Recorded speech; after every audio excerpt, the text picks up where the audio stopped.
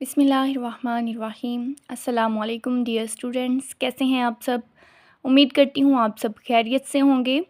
तो easy chemistry channel के साथ आज मैं आपकी खिदमत में हाज़िर हूँ। लेकिन लेक्चर की तरफ बढ़ने से पहले मेरी आप सबसे गुजारिश है कि मेरे चैनल इजी केमिस्ट्री को सब्सक्राइब करना मत भूलें और बेल आइकन को भी दबा दें ताकि नई आने वाली वीडियोस आप तक बआसानी पहुँच सके। तो चलिए स्टूडेंट, आज के लेक्चर का आगाज़ करते हैं। हमारे पास है जी 9th की केमिस्ट्री, ठीक है, जिसका चैप्टर नंबर 1 में हमारे पास टॉपिक है जी effect of temperature on solubility, यानी सोलबिलिटी के ऊपर टेम्परेचर का क्या इफ़ेक्ट होगा। ठीक है, सबसे पहले तो हम सोलबिलिटी की डेफिनेशन करते हैं, ठीक है, कि सोलबिलिटी का क्या मतलब होता है। ठीक है, तो ये हमारे पास होती है जी अमाउंट ऑफ सोल्यूट की वो अमाउंट जो कि डिज़ोल्व होती है।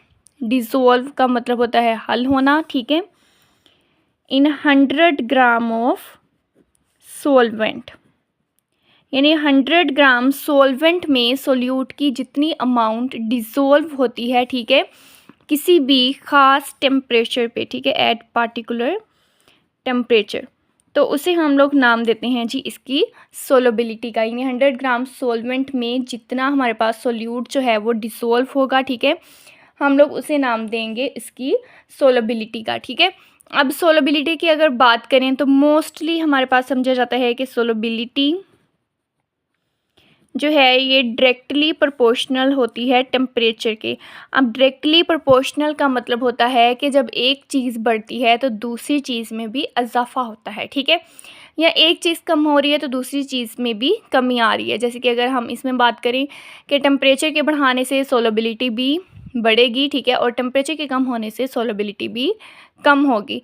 मोस्टली ये हमारे पास जो है केस होता है, लेकिन हमारे पास हर दफ़ा सेम केस नहीं होता, बल्कि हमारे पास 3 तरह की पॉसिबिलिटीज़ हो सकती हैं। ठीक है, यानी टेम्परेचर का जो इफ़ेक्ट होता है सोलबिलिटी पे, उसमें हमारे पास 3 पॉसिबिलिटीज़ हो सकती हैं। तो हम लोग क्या करते हैं कि यहाँ पर इन तीनों पॉसिबिलिटीज़ को पढ़ लेते हैं। ठीक है, हम लोग पॉसिबिलिटीज़ देखते हैं कि टेम्परेचर का जो इफ़ेक्ट हो सकता है किसी भी सोलबिलिटी पर। ठीक है, उसमें हमारे पास सबसे पहली पॉसिबिलिटी है कि हीट आपके पास जो है वो एब्जॉर्ब हो सकती है। ठीक है, रिएक्शन के दौरान आपके पास हीट क्या हो सकती है, एब्जॉर्ब्ड हो सकती है। एब्जॉर्ब्ड का मतलब होता है जज़ब होना। ठीक है, तो इसमें अगर हम लोग देखें हमारे पास जो है इस रिएक्शन का अगर हम इक्वेशन बनाएं तो हम कहते हैं कि सोल्यूट और सोलवेंट आपस में हल होते हैं। ठीक है, सोल्यूट और सोलवेंट हल होते हैं और इस रिएक्शन में हीट भी एब्जॉर्ब होती है। ठीक है, ये मिलके बना देते हैं हमारे पास सॉल्यूशन। अब इसमें देखा जाए तो हम लोगों ने क्या किया है, हीट को एब्जॉर्ब करवाया है, ठीक है, जिसके नतीजे में हमारे पास सॉल्यूशन बना। ठीक है, तो ऐसे रिएक्शन जिसमें हीट एब्जॉर्ब होती है उसे हम लोग नाम देते हैं जी एंडोथर्मिक रिएक्शंस का। ऐसे रिएक्शंस को हम लोग नाम क्या देते हैं, एंडोथर्मिक रिएक्शंस का। इसमें जो वर्ड एंडो है उसका मतलब होता है विद इन, ठीक है, और थर्मिक वर्ड का मतलब होता है टेम्परेचर या हीट, जिसे हम लोग कह सकते हैं। ठीक है, थर्म वर्ड से है जिसका मतलब क्या है, हीट है। ठीक है, तो इसमें अगर देखें तो एंडोथर्मिक रिएक्शंस जिसमें हमारे पास जो है वो हीट एब्जॉर्ब होती है, ठीक है, उसे हम लोग नाम देते हैं जी एंडोथर्मिक रिएक्शन का। ठीक है, यहाँ पे अब हम लोग जो है वो बात करते हैं कि इसमें टेम्परेचर और सोलबिलिटी, ऐसे रिएक्शंस जिनमें हीट एब्जॉर्ब होती है उसमें टेम्परेचर और सोलबिलिटी दोनों एक दूसरे के क्या हैं। ठीक है, तो ऐसे रिएक्शंस में solubility is directly proportional to temperature, यानी टेम्परेचर के बढ़ने से सोलबिलिटी बढ़ जाती है और टेम्परेचर के कम होने से सोलबिलिटी कम हो जाती है। ठीक है, इसमें अगर हम लोग जो है इसकी एग्जांपल देखें तो इसमें हमारे पास आ जाता है जी KNO3। ठीक है, KNO3 जिसे हम लोग नाम देते हैं जी पोटाशियम नाइट्रेट का। ठीक है, सबसे पहले हमारे पास एग्जांपल ऐसी रिएक्शन की कौन सी आ गई, KNO3 यानी पोटाशियम नाइट्रेट। ठीक है, इसके अलावा हम लोग इसमें लिखते हैं जी AgNO3 जिसे कहते हैं सिल्वर नाइट्रेट, ठीक है। सिल्वर नाइट्रेट भी हमारे पास एंडोथर्मिक रिएक्शन में आ जाता है, ठीक है। और इसके अलावा KCl आ जाता है, जिसे कहते हैं जी पोटाशियम क्लोराइड कहा जाता है, ठीक है। फोर्थ में हमारे पास आ जाता है जी CuSO4, जिसे कहते हैं कॉपर सल्फेट। ये हमारे पास क्या है, कॉपर सल्फेट है, ठीक है। और हमारे पास आ जाता है जी NaNO3 आ जाता है, जिसे हम लोग कहते हैं सोडियम नाइट्रेट। ये हमारे पास है जी सोडियम नाइट्रेट, ठीक हो गया। तो ये हम लोगों ने जो है कुछ एग्जाम्पल्स देखी हैं। ये एग्जाम्पल्स हमारे पास जो हैं ये कौन सी है कि जिनकी सोलबिलिटी टेम्परेचर के इंक्रीज़ होने से सोलबिलिटी भी इंक्रीज़ होती है, ठीक है। इसमें हम लोगों ने सबसे पहला KNO3 देखा, यानी पोटाशियम नाइट्रेट। AgNO3 जिसको हम कहते हैं सिल्वर नाइट्रेट। KCl जो कि है पोटाशियम क्लोराइड। CuSO4 जिसे हम कहते हैं जी कॉपर सल्फेट। और NaNO3 जिसे कहा जाता है सोडियम नाइट्रेट, ठीक है।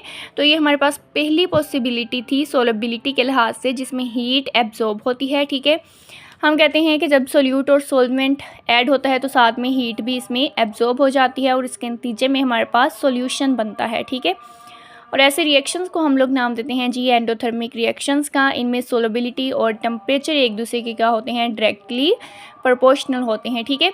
और उसके बाद हम लोगों ने जो है इसकी कुछ एग्जांपल सीखी, जैसे कि NO3, AgNO3, KCl, CuSO4 और NaNO3।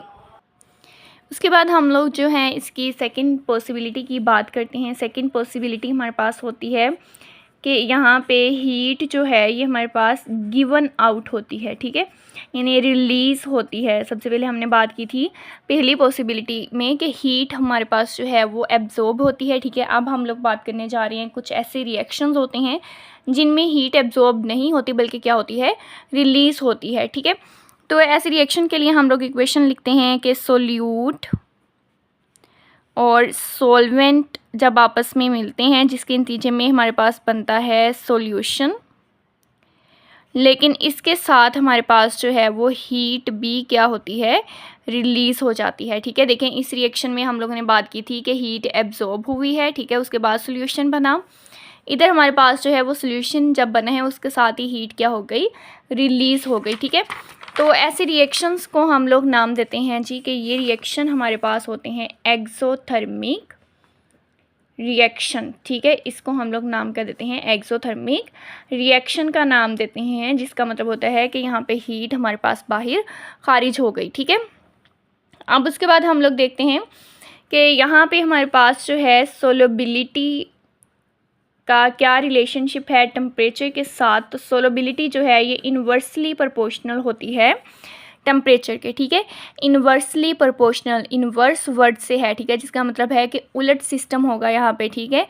अगर एक चीज़ बढ़ेगी तो दूसरी कम होगी, अगर एक चीज़ कम होगी तो दूसरी बढ़ेगी, ठीक है। इसका मतलब यह है कि यहाँ पे टेम्परेचर के बढ़ाने से सोलबिलिटी कम होगी और टेम्परेचर के कम होने से सोलबिलिटी बढ़ जाएगी, ठीक हो गया। तो इसकी भी हम लोग जो है कुछ एग्जांपल्स देख लेते हैं। इसमें हमारे पास आ जाता है जी Li2CO3 जिसे हम लोग नाम देते हैं जी लिथियम कार्बोनेट का, ठीक है। हम इसे नाम क्या देते हैं, लिथियम कार्बोनेट का, ठीक है। इसके अलावा इसमें आ जाता है CaCrO4 जिसे हम लोग नाम देते हैं जी कैल्शियम क्रोमेट का, ठीक है। इसे हम लोग नाम देते हैं कैल्शियम क्रोमेट का। ये भी हमारे पास एक ऐसी एग्जांपल है जिसमें सोलबिलिटी और टेम्परेचर एक दूसरे के इन्वर्स होते हैं, ठीक है, कि टेम्परेचर के बढ़ाने से इसकी सोलबिलिटी भी कम होती है, ठीक है। इसके अलावा जितनी भी गैसेस हैं उनकी जो सोलबिलिटी होती है, solubility of gases in water, water में जो गैसेस की सोलबिलिटी होती है ये भी हमारे पास जो है एक्सोथर्मिक रिएक्शन में आती हैं। इसकी भी सोलबिलिटी टेम्परेचर के बढ़ने से कम होती है, ठीक है। इसके अलावा हम लोग बात करते हैं जी कैल्शियम हाइड्रोक्साइड की CaOH ट्वाइस, ठीक है, जिसे हम नाम देते हैं कैल्शियम हाइड्रोक्साइड, ठीक है।